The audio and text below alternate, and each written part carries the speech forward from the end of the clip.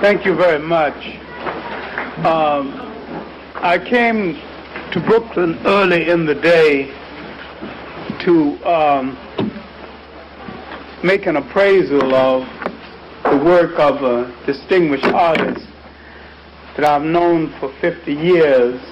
And he was somewhat despondent because he was a friend of the radical years of the Depression.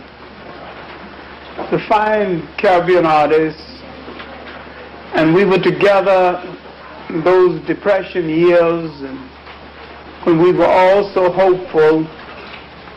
Under a great teacher, Wilson Huggins, who allegedly jumped off George Washington Bridge out of frustration, and because we loved him, we didn't believe it. We believed it was foul play. That's not the point I'm driving toward. His point to me,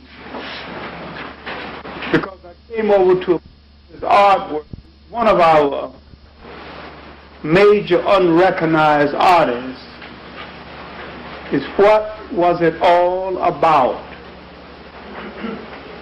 What did we do it for? 2 generations of struggle and wishing and fighting to face a generation of young people who don't seem to care, and older people who don't seem to care and don't seem to know. We started the Harlem History Club. We was with an activist called Sufi, who in Chicago was named Reverend Cruikshank, and who really started the buy black and don't buy or you can't work campaign. And we started the whole concept of black studies 2 generations before this young generation started it, or thought about it. We were in the river-to-river picket line. We remember days in the Harlem community where blacks could not even clerk on 125th Street, 10-cent stores on 125th Street, where blacks couldn't even have jobs or drive buses. In New York City, we were on picket lines, not trying to chase, not trying to impregnate every little girl we met. And we had dignity and respect, and had youth, and now Reed is old and worn and barely got enough strength to go up and down the stairs in his own home, and where's it all went, and what was it all for?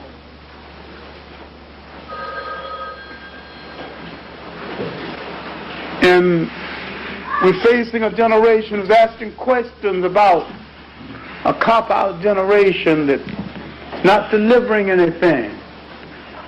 We never heard of crack, and we didn't know what marijuana looked like or smelled like. This is a dialogue between 2 men 50 years later. He came out of the Caribbean, I came out of the South. Both poor, committed to the salvation of our own people. Both young Garveyites, trying to see what we could do to redeem our own people. Now we're asking, what was it all for? We put it on the line. What kind of work did we do? Scrubbing floors, porters, elevator operators in hotels, taking the insults, surviving however we could. Now 50 years later, we meet.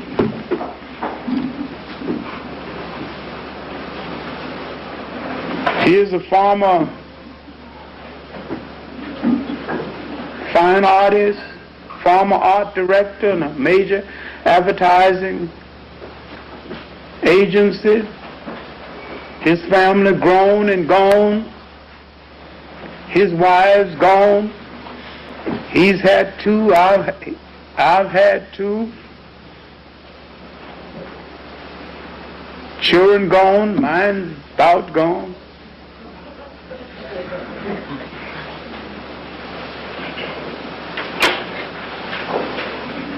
None of his wives thoroughly understood what his life was about. None of mine either.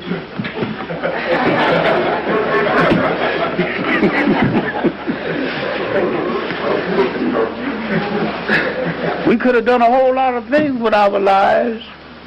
We could have said yes to the right people. Both of us could have been rich, because that's what we wanted. We could have copped out, walked down Easy Street. We could have been the Cadillac route, the glamour route.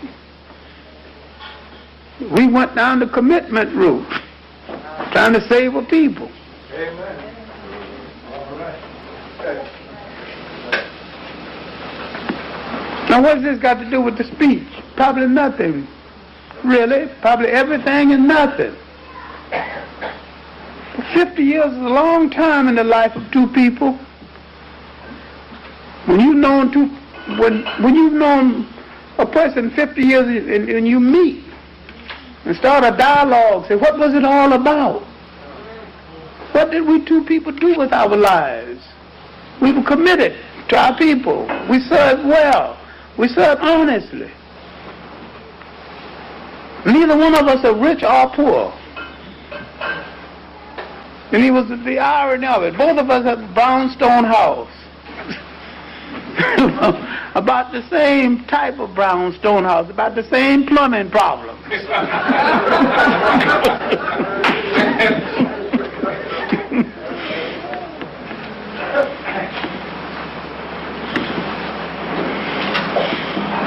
But the main thing is what have we done with these last 50 years? What have we seen? We've seen two generations parade before us. What have they learned? What have they committed to? When we started out in the active years, the Italian-Ethiopian War,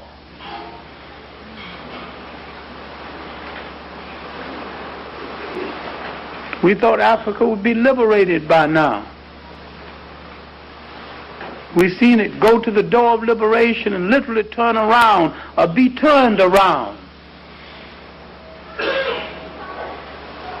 We've seen the two branches of the African world, Afro-American, Caribbean, and Africa, get to the brink of liberation and let itself be turned around. Literally, we've seen Garvey betrayed. Yes. We've seen him betrayed by his own people. We've seen his dream turned around. And tragically, in his own country, a people who will elect a Seaga, producer Marcus Garvey, and elect a Seaga, a white man from Boston, have problems. Call him a Lebanese if you want to. This is a job artist and a con man who came to Jamaica to be elected. Learn Jamaican folklore, learn Jamaican dialogue, studied Jamaicanese, studied the politics of Jamaica, studied the folklore and the ways of the Jamaican people, jived his way into the politics, and got elected. No black people, the folk ways, the color ways, their color preferences, and rolled in on their prejudices, knew that Jamaica was one of the most color stratified islands in the Caribbean. England had made it so. All of this has to do with something. If Marcus Garvey were alive today and ran for election in Jamaica, he would lose. If Marcus Garvey were alive today and ran for election in Bedford-Stuyvesant, he would win.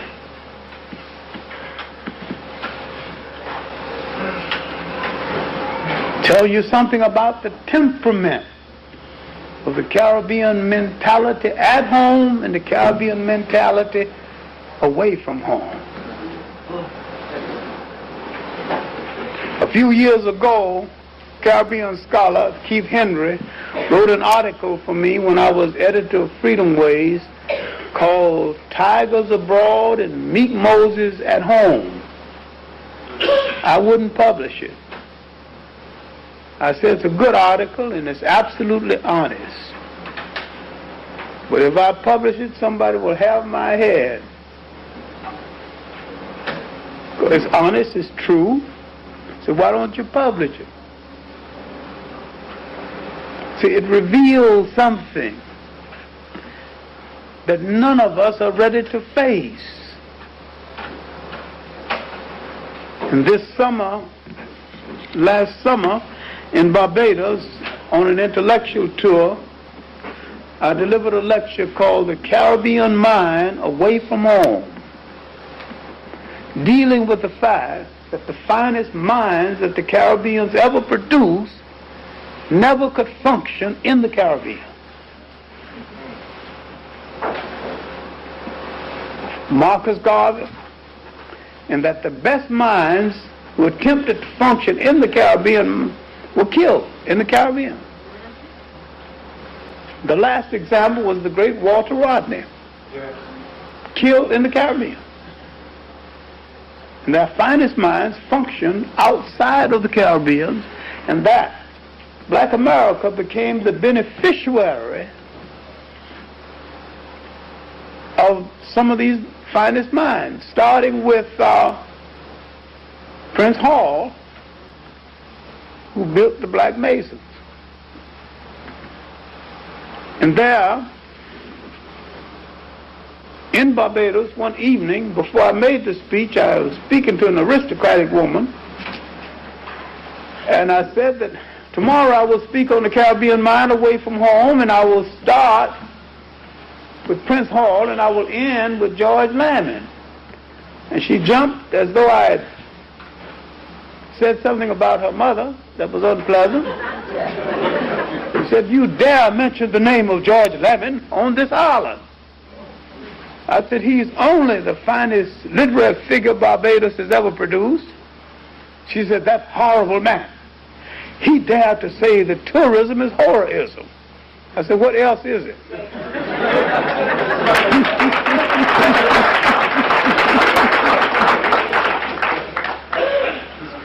I said, "George Lamon is such a great writer.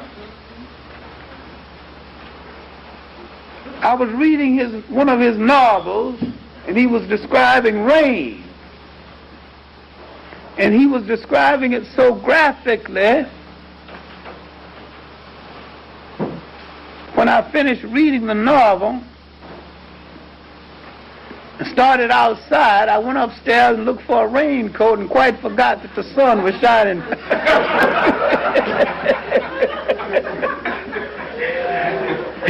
He made me feel that it was raining outside. That was greatness in writing. And she said, "Why not V.S. Naipaul? He handles the English language so well." V.S. Naipaul is an East Indian who hates East Indians, West Indians, English, hates Indians, hates his own people, everybody else's people, don't love nothing and nobody. But he handles the English language quite well. There is no humanity in anything he ever wrote.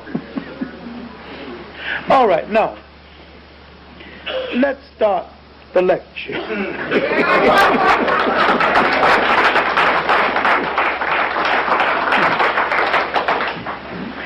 Marcus Garvey is too important for delay. At first, in talking about Marcus Garvey, it would seem that I am talking away from the subject, but I will be talking directly on the subject all of the time. We need to place Marcus Garvey in proper focus. And to do this, we need to place the Caribbean people in proper focus. Therefore, we need to look at their here-ness in their now-ness. Since the election of Edward Seaga in Jamaica and the invasion of Grenada, there has been a major change in the Caribbean world and a change in an attitude toward Marcus Garvey. And one wonders if this change has made Marcus Garvey and his ideals safe among Caribbean people. One wonders if Marcus Garvey would be physically safe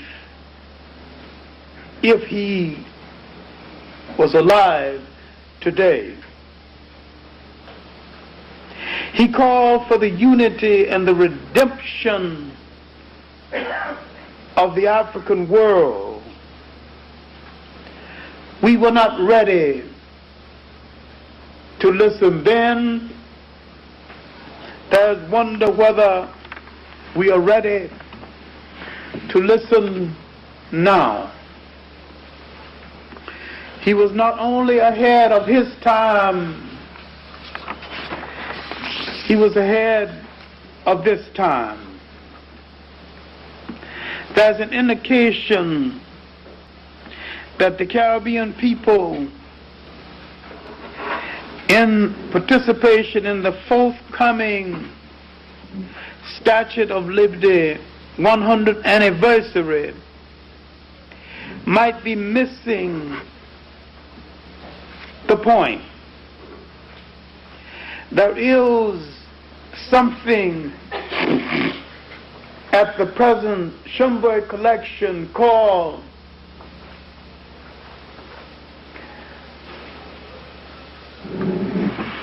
the immigration or voluntary immigration, indicating that the Caribbean people came here voluntarily, separating them from the black Americans who came on slave ships. They're missing the boat because all blacks came out of Africa on slave ships.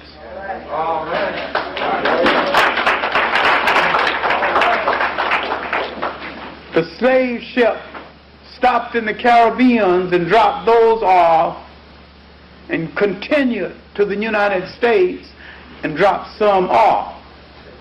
The fact that the Caribbeans came later is another point. And except for someone pointing a finger and said, I'll take that one instead of that one, any Caribbean could be a black American, and any black American could be a Caribbean. Amen. So no one needs celebrate and no one need to boast. All of us are victims of the same historical experience with variation. And no one need to boast or participate in the variation as though one is radically different from the other. The supreme test is this: can you pass the taxicab test?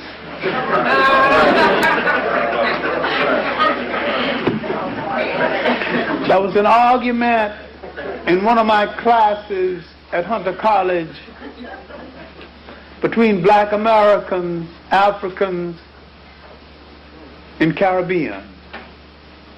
And I told all of them, and I especially picked those with black faces, not brown or almost whites or yellows. I said, I want all of you to go down, and I want each one of you to count the number of cabs that pass you by before one stops. Don't open your mouth. I want to hear no accent. Just stand there and tell me how many cabs pass before one picks you up. 21 cabs on an average before anyone picked up any one of them. The Caribbean, the African, and the Afro-American. And when they came up, I said, I don't want to hear no damn argument about who came from what island, who came from Georgia, or who came from what part of Africa.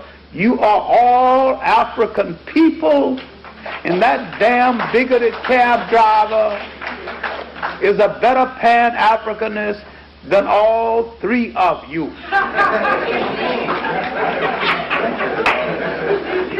And once we understand that we belong to the same African family, no matter what island you came from, what part of Georgia you came from, or what part of Africa you came from. And that is the essential message that Marcus Garvey was trying to get across to you. One God, one aim, one destination. And when you can't understand that, you betray Marcus Garvey. And that is the essential message. All right, now, let us proceed. What we have to understand with those who are participating in the separate charade around the Statue of Liberty that hasn't got a damn thing to do with any of us,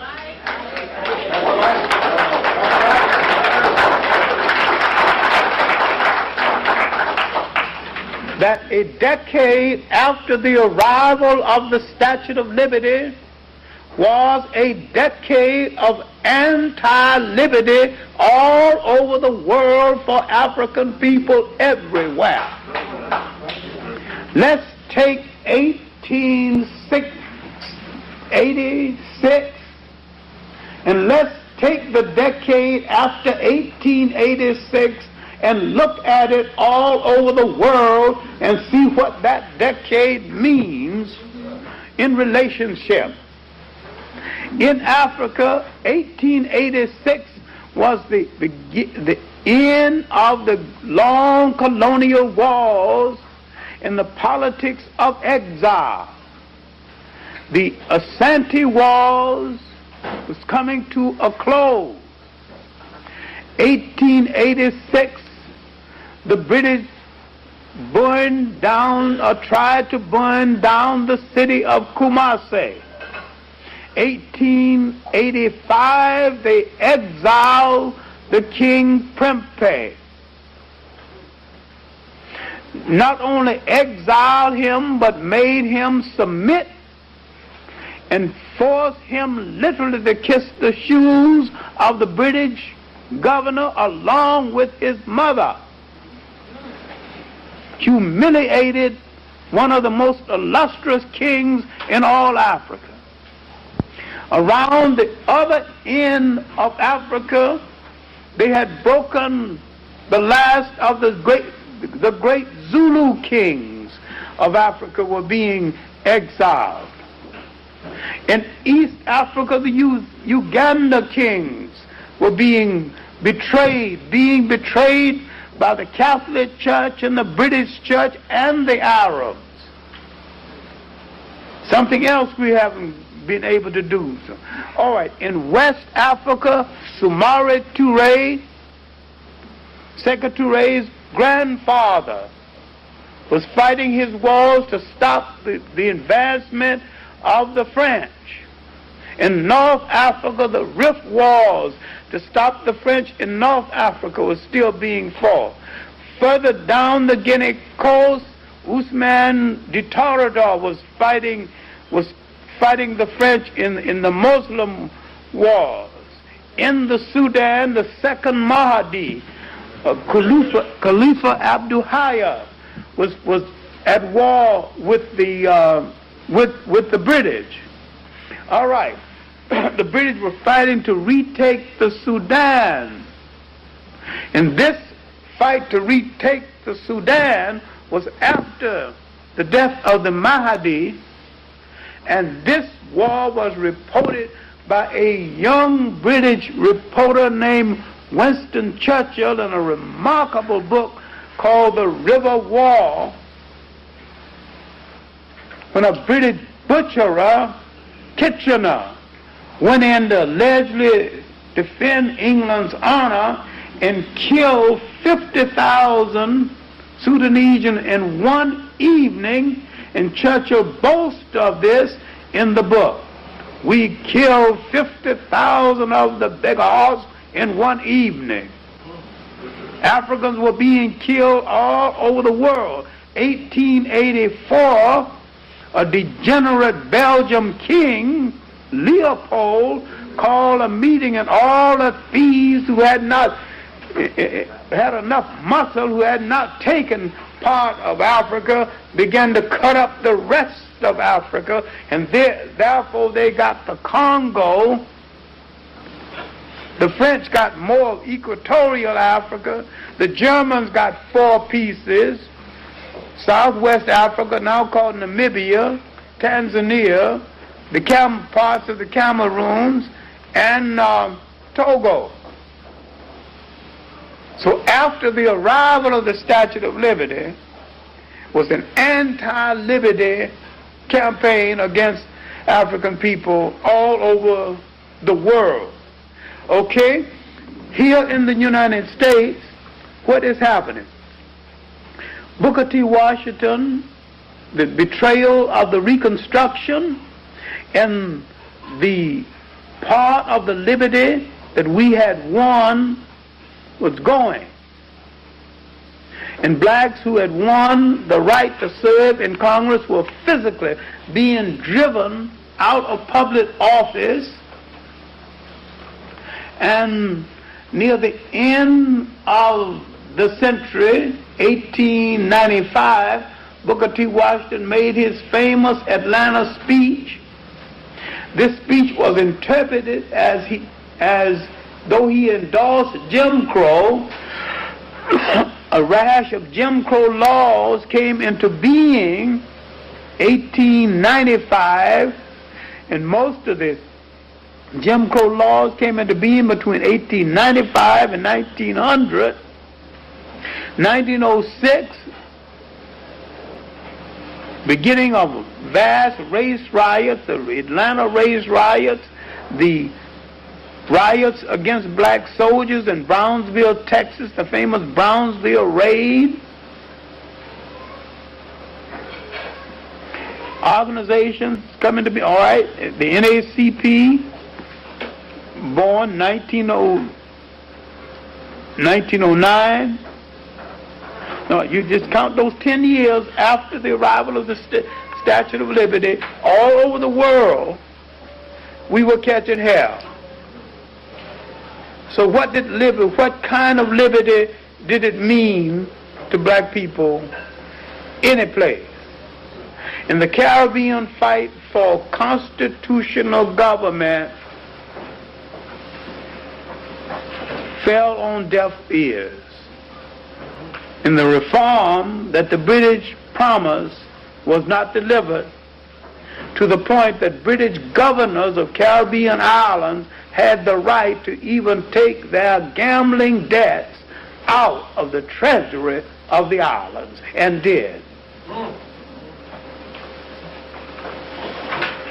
Now what in hell are you participating in the celebration for? What does the Statue of Liberty mean to you?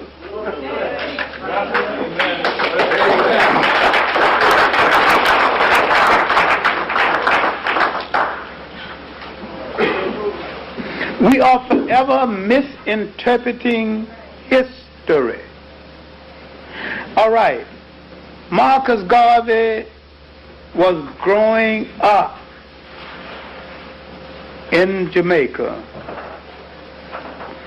dreaming and hoping and seeing things much clearer than most people see things.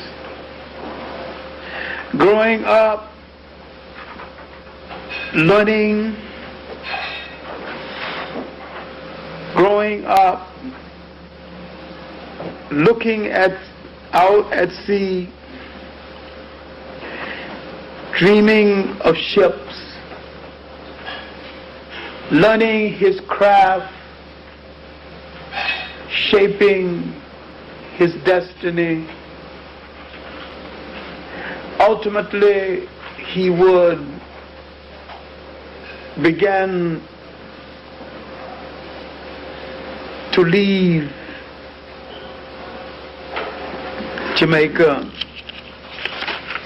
He would make his first trip outside of Jamaica. He would make a tour at a young age outside of Jamaica. And indicative of his skill, everywhere he went, he found a job, doing something. Watchman, running a newspaper. He was not unemployed any place. This is a person with so much native talent that everywhere he went, he inquired about the conditions of his people, a born leader with wild confidence in himself. This is his exception. Growing up in an island, highly color conscious then and now, because the color had made a deal with England to the point where England had granted the colored special job categories that to some extent they still hold, special professional privileges to some extent they still hold, literally creating a brown society, an almost white society with job categories. He came from a society of craftsmen that didn't have to apologize for his blackness. And he had confidence in himself and his skill to the point where he did not have to cater to anyone based on color. He had skills over and above that and rose above it. He had this kind of confidence, and this would help him through life. And one of the reasons why many times he overplayed the color scheme in the United States is that the color scheme in the United States operated differently. The crude white men in the United States put all the color gradations in one bag and put one word on the bag: nigger. No separate category, no separate neighborhood, no separate job classification. If you was poor, you all lumped together. Because Europe dumped its human garbage can into the New World. America got the worst of the garbage can. The lowest white persons of Europe hit the United States. And this is something most people don't take into consideration, that the black American got the worst white people on the face of the earth. And when you judge the black American, understand he got the worst of Europe to deal with. Now, none of them were good, but ours just happened to be the worst of the lot. And Garvey never took that into consideration when judging us and the ones we had to deal with as against the ones they had to deal with. The ones he had to deal with were brutal with a little style. And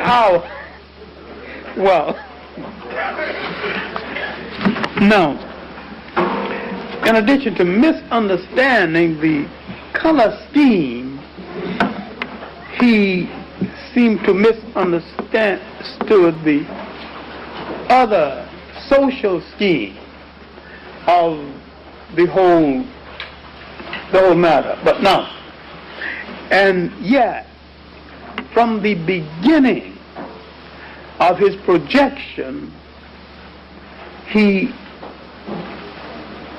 his greatest support came from black America.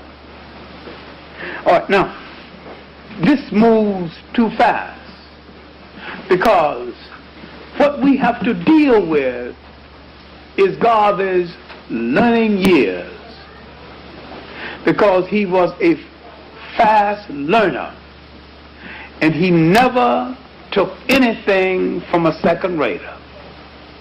Like Malcolm X, he learned quickly and he never took from second raters. Now, going back to England, we have to deal with Garvey's departure from England, Garvey's attempt to find an organization in Jamaica. And when he went to England this first time, he came under the persuasion of an Egyptian of Sudanese descent, Duz Muhammad Ali. And he worked on the newspaper of Duz Muhammad Ali, and he read, and he went to classes in England, but he learned well. Then he became the beneficiary of the fact that several conferences had been held in England, and one of the conferences was the World's Conference on Race. That conference had been held in 1911. Now Garvey read these papers in these different conflicts dealing with race. These different conflicts dealing with race, especially the racial views of an Englishman, of a world-famous sociologist named Adler, and the racial views of Du Bois.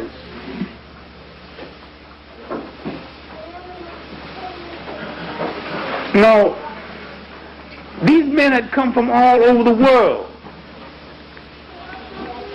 Then, in the pages of Duz Muhammad's newspaper, the African Times and Orient Review, there appeared an editorial. The editorial was quoting, hear me well now, a white black nationalist. This was a man named Booth. He was in what is now Malawa, then called Naasaland. This man had grown dissatisfied with the whites in Southern Africa, and he went through Southern Africa exposing them to the blacks. And he said, to the blacks, whites cannot be trusted.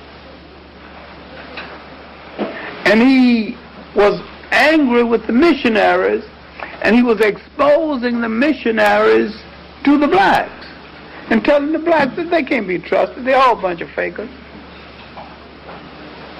And when the blacks asked him, can you be trusted? You're white. To his everlasting credit, he said no. Me too. And he raised the question, Africa for the Africans, those at home and those abroad. That's where Garvey got the statement. From the editorial about Booth and Duz Muhammad's paper, the African Times, Orient Review. Garvey never took anything from second-rate people. And when he took it, he molded over and wrote around it and added to it, theorized around it to a point where it became his own. And the world forgot Booth, who started it. Now, when Garvey came back to Jamaica, he tried to find UNIA that failed twice in Jamaica. It would not grow in that soil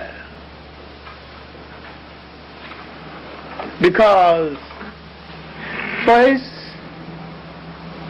the political atmosphere of Jamaica, partly bastardized by the color scheme. Garvey could not sell blackness in the Jamaican soil of that day, and I question seriously whether he could sell it in the Jamaican soil of this day. But now, Garvey would become an admirer of the theory of Booker T. Washington. And he would correspond with Washington with the hope of coming to the U.S. to develop the funds to build a school like Tuskegee in Jamaica. He did not find the means in 1915, and when he came to the U.S. in 1916, Booker T. Washington was dead. When he contacted the people at Tuskegee, he could not get along or communicate too well with Major Moulton and the people Booker T. Washington left behind. So he came back to New York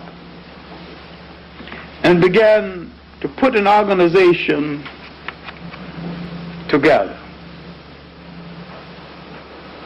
And what we have to do is to look at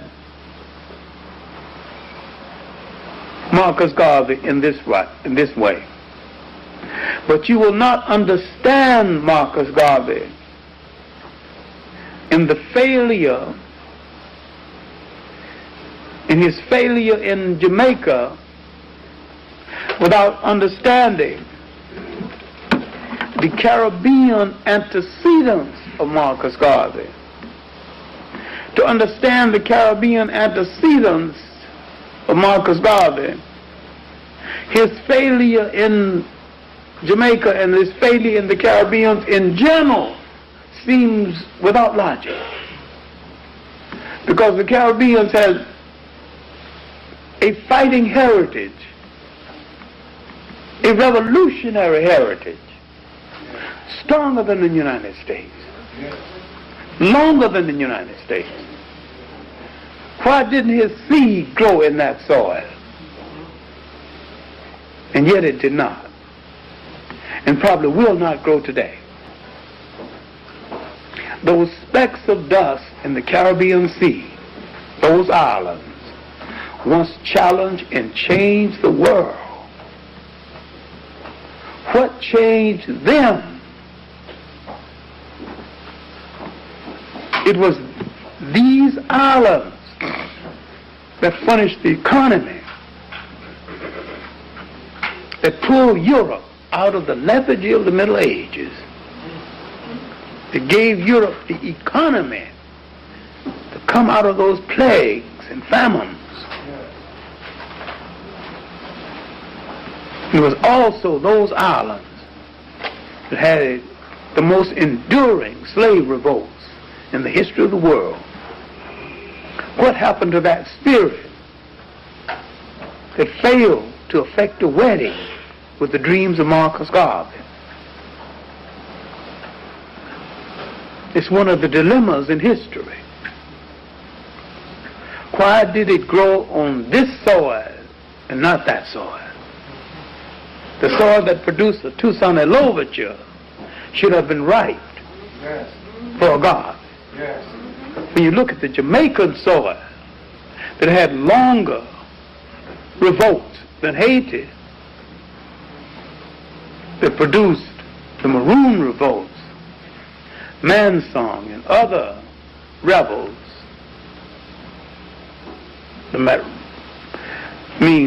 Jamaica had revolts lasting 200 years. The revolts in Haiti generally really was over a 20-year period.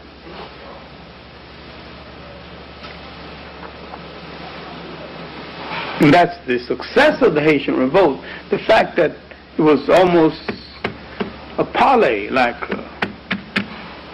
and step by step over 20 years.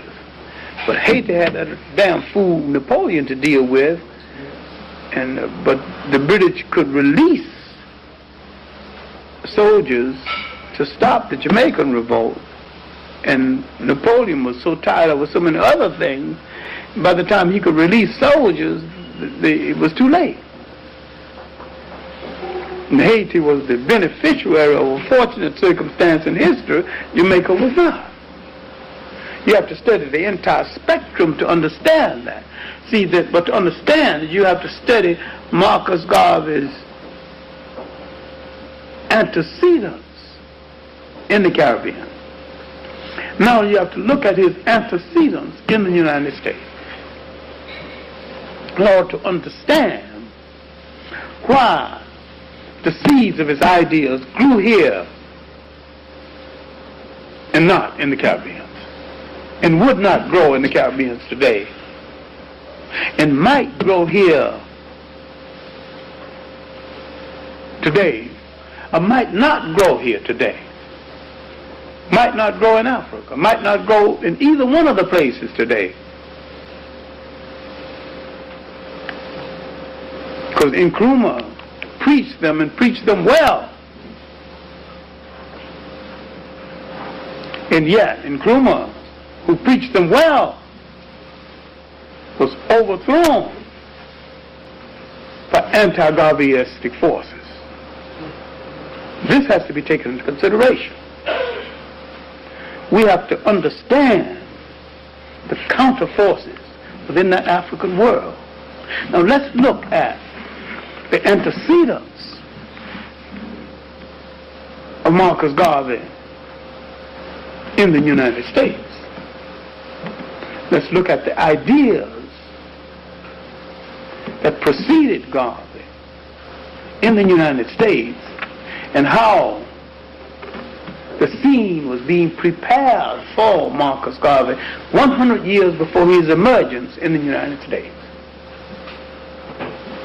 Let's look at the first half of the 19th century. The slave rebel, the black free man, and let's look at the beneficiary in the United States of the Caribbean thinkers who did not function in the Caribbean and might not have been able to function in the Caribbean. Look at Prince Hall from Jamaica, from Barbados, who came here, found the Masons. Why didn't he find the Masons in Barbados, where he came from? Look at Peter Ogden from Antigua, came here and found the Oddfellows. Why didn't he find the Oddfellows in Antigua? He came here and found the Oddfellows. Look at Robert Campbell,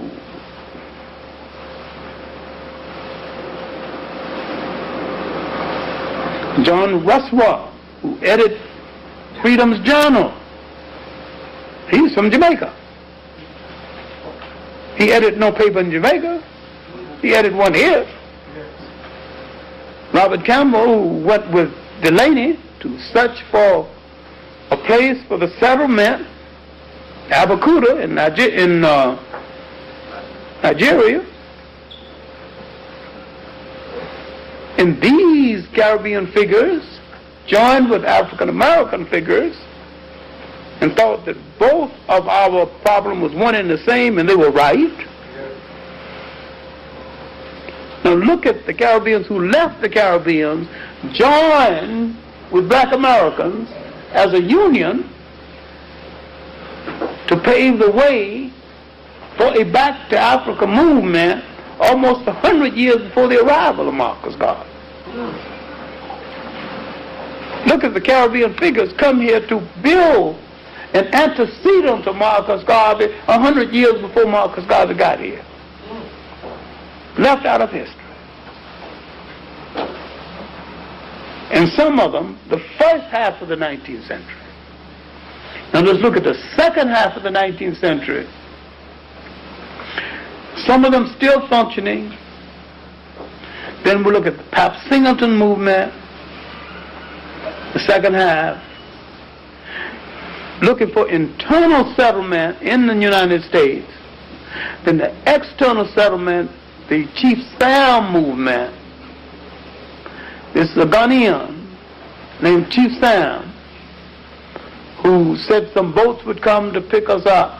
Many blacks sold all of their furniture and everything and gathered at Galveston, Texas and other spots waiting for Sam's boats to come and take them back to Africa, and Sam's boats never showed up, of course, but it wasn't his fault. See, the people welched on The boats never got there. But the Chief Sam's movement was a big movement. This was a Back to Africa movement. And Bishop Turner's movement. All of these were movements that appeared generations before Marcus Garvey. Now, after the end of the century, the riots early in the century, Marcus Garvey arrived in the country during and soon after the World War I. He made his first national tour, 1917, during the riots. 1919, the Red Summer, riots in Chicago, the famous and tragic riots in St. Louis. Now Marcus Garvey's message is getting across. He goes to Chicago and tells blacks that they don't want you here. Not only let's get out of here and go back to Africa, our home, let's get our own boats and sail back on our own steam. Blacks in the Caribbeans may not have wanted to listen, but we listen to anything now. Can you understand why we would listen? Right. This ain't happening in Jamaica. They burning in East St. Louis. They bring bonfires and throwing black children into the fire. Yeah. This is not happening in. We are willing to listen because certain things are happening to us that's not happening to any other African people in the world. Newton Baker, Secretary of Treasury, tells black soldiers, some of them being lynched in their uniform, that your lot is not going to change by virtue of you fighting in the war. Du Bois has issued a statement called Close Ranks. Let's close our ranks and help America save the war.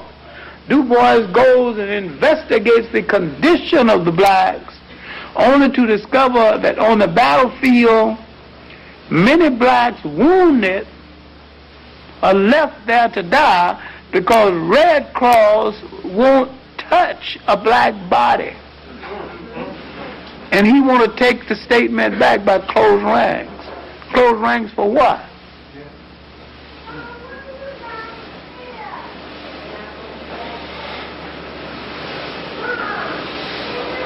Now you can see how the atmosphere in the United States is produced to receive a Marcus Garvey, different from that in the Caribbean. But we are willing to listen by virtue of our condition that is distinctly different from the condition in the Caribbean. We are ready for anything by virtue of what we have to deal with as a different, because the British have made some fake promises in the Caribbean, and the British are making schoolmasters and constables and and clerks in the court, and you got the superficial appearance of nation, but we don't even have the superficial. And this superficialness give them the illusion of nation. We don't even have the illusion. So we are willing. And Marcus Garvey said, come on, let's get out of the ships and get the hell out of here. We said, all right. Let's go. Now you can see why the largest organization ever built before our sentence is built by Marcus Garvey, mainly with black American following and black American money. in that the whole concept that he found black Americans with a wishbone and gave them a backbone is a lie. He found them with a condition created by the bigotry and the racism of white America that made them reach out like a drowning man at anything that looked like a rope.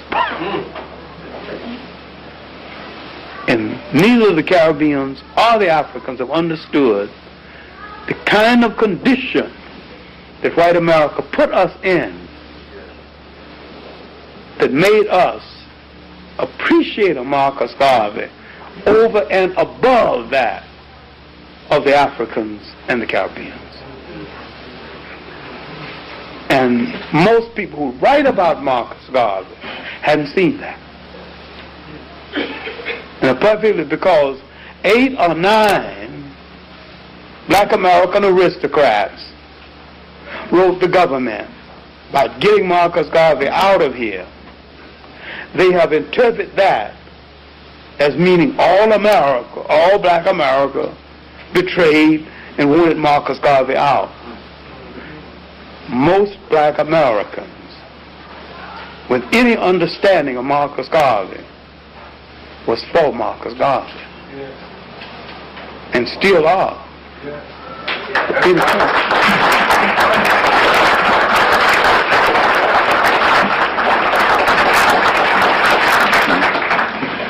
And so we have to take it beyond conversation. We have to look at the man.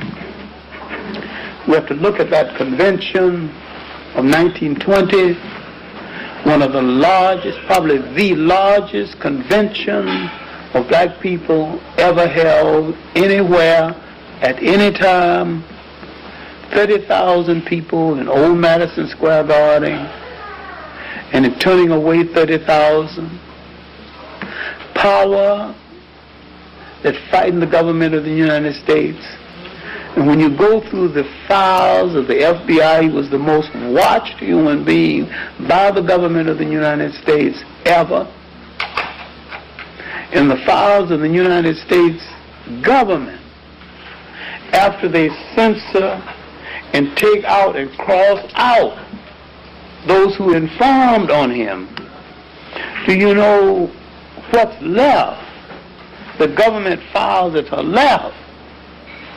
You know, if you purchase the files under the Freedom of Information, you know it's $1,400. The pages that are left, and they crossed out probably 2/3 of them.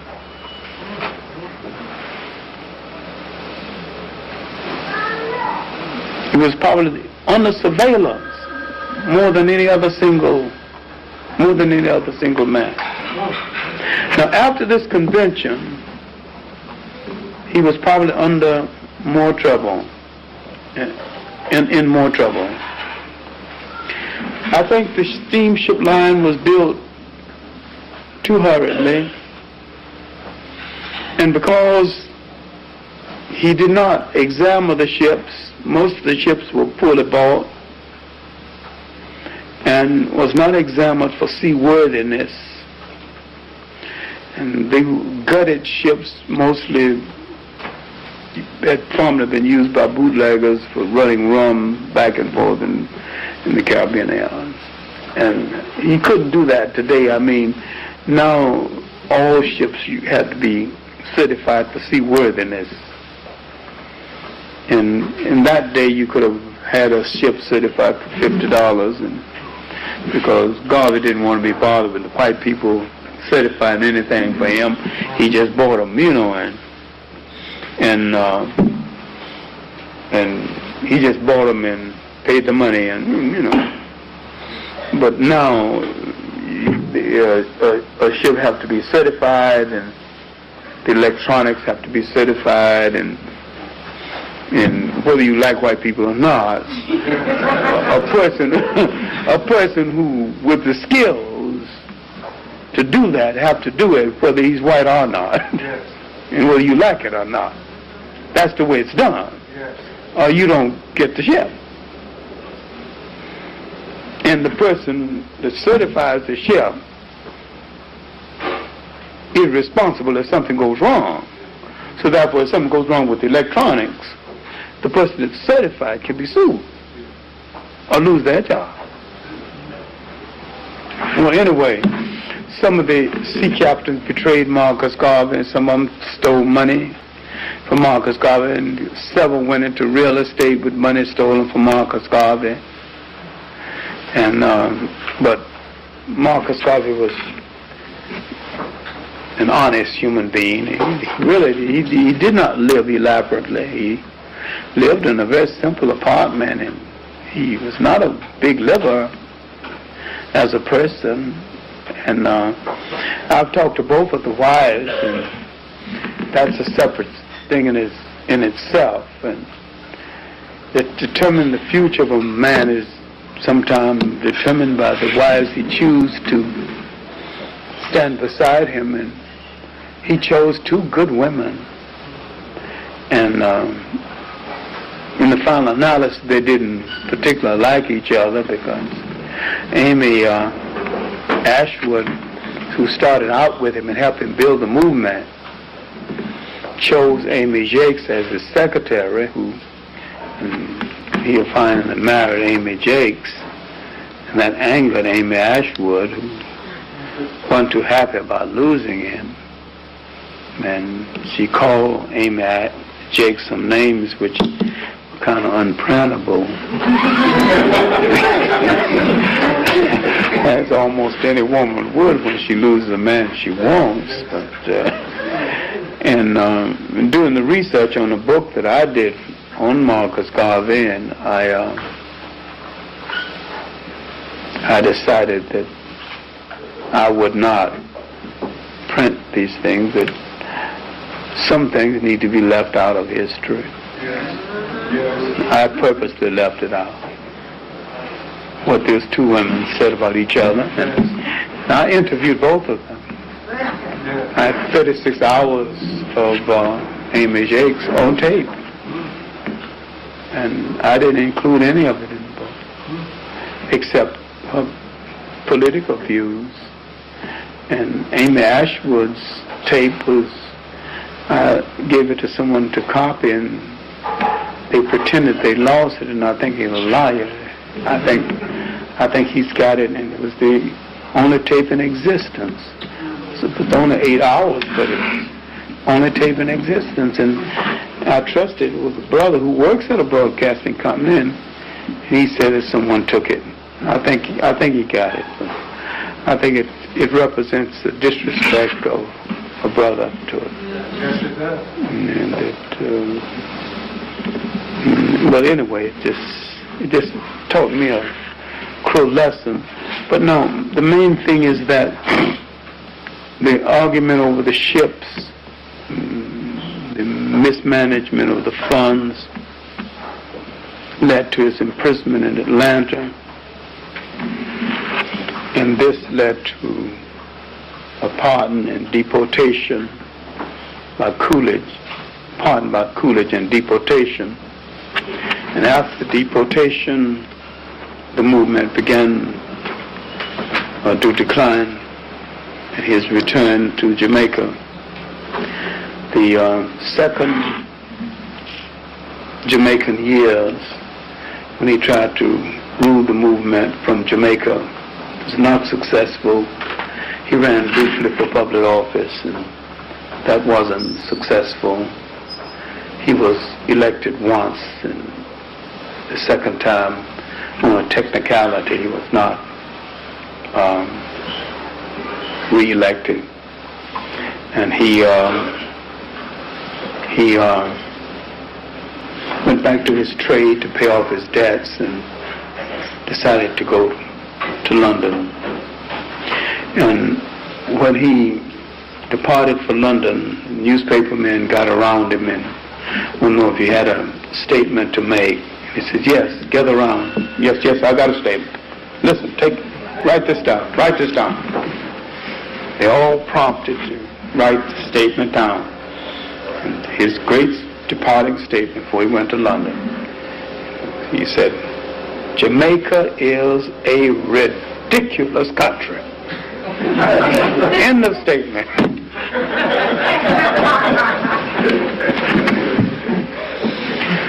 Now, his years in London, the editing of the Black Man magazine, were years of sadness, years when he highly critical of the Italian-Ethiopian War, critical of Haile Selassie for leaving, years of ill health, and years of when he came to Canada when he could, and people would go to Canada and see him. He used to come maybe every other year. As a stringer reporter, I went on one of those journeys and saw him. He was angry and bitter and rather obnoxious and disappointed and somewhat offensive, accusing everybody of betraying him, and he was probably right. And I tried to understand that a man who had dreamed of turning the world around and who had invested so much in the hope of a people, and now asking people why didn't they collect the basic monies for the subscription to the magazine, like $6 or $7 that they were supposed to collect and had not collected, and reduced to arguing about petty things. It was a sad occasion, and sometime I regretted that I had gone. But it was the first and only time I laid eyes on Marcus Garvey. And while I regretted having seen a great man in this condition, it was at least the one opportunity in my life to have seen him. And I never corresponded with him, but he would go back and talk in Hyde Park. But this man and his hopes and his dreams was to change our world around. And he would inspire, in Nkrumah, and he would inspire most of the African leaders. Now, the political meaning of his life for today is that everyone who has dreamed and hoped for our people have not been able to avoid Marcus Garvey, what he meant to the Caribbean islands, what he meant to the African world. And if we are ever to be anything whole as a people, we have to come back to this man and his bold dreaming. And everyone who has said anything to our people meaningfully have said in essence part of what Marcus Garvey has said repeatedly. Up, up, you mighty race, you can accomplish what you will.